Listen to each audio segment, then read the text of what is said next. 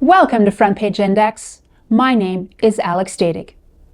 Implicit bias is something known to create misjudgments and misunderstandings that can quickly escalate and result in discriminatory practices by police, including complaint misclassification. Communities tested by the consequence of implicit bias, like Palmdale and Lancaster, California, are at the center of a 2015 Department of Justice probe on Fourth Amendment violations. The Antelope Valley Settlement Agreement was a lawsuit filed in 2015 by the DOJ alleging a series of discriminatory practices, including Section 8 housing discrimination and misconduct by the Los Angeles County Sheriff's Department. A settlement ordered LASD was to pay $700,000 into a settlement fund to compensate victims. Since that time, a number of reforms were made through a rigorous internal auditing process.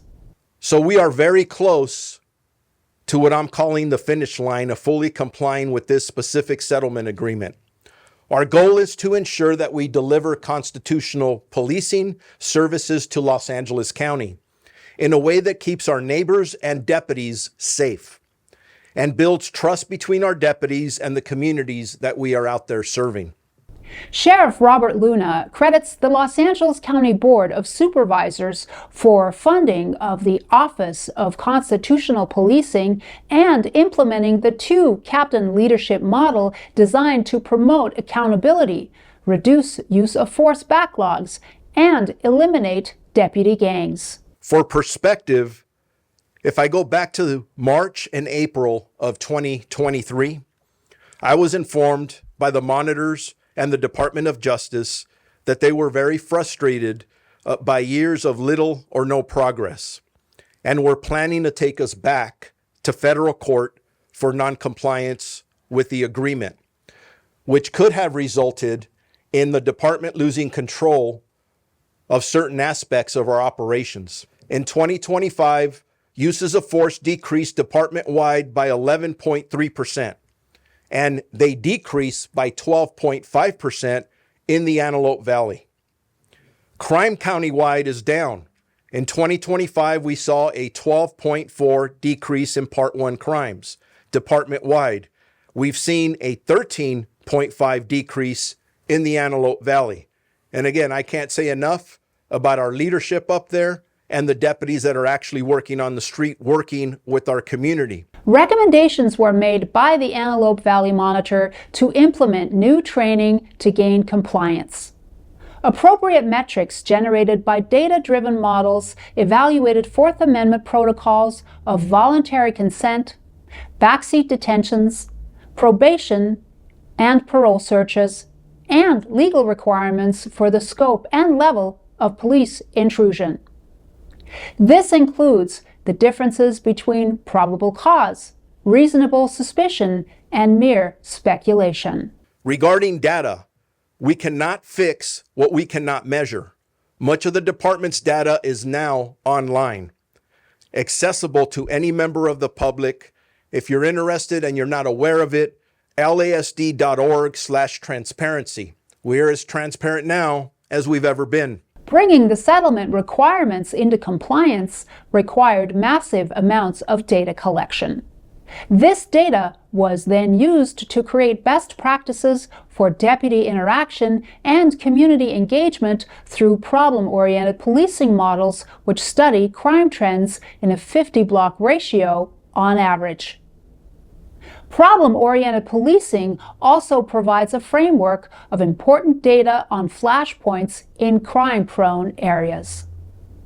Understanding these trends and what data inputs generate best results is a matter of great expertise, as Antelope Valley's monitor Joseph Brand highlights in his remarks.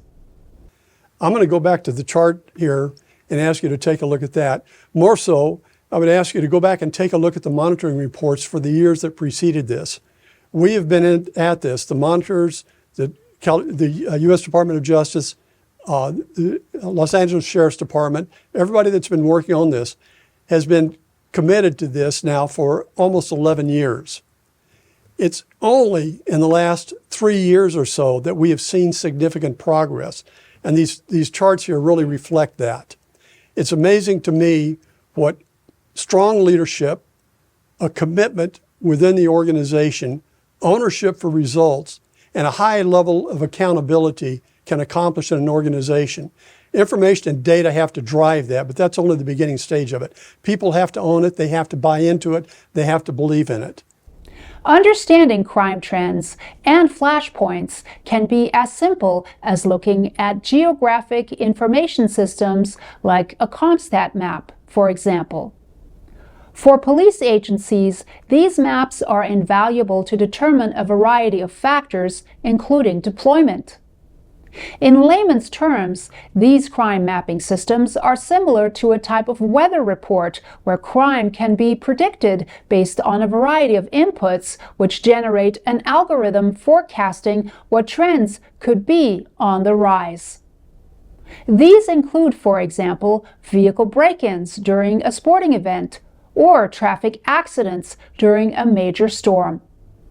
As the data and subsequent strategic planning shows, data-driven information systems can do a lot more than resolve policing behaviors like implicit bias.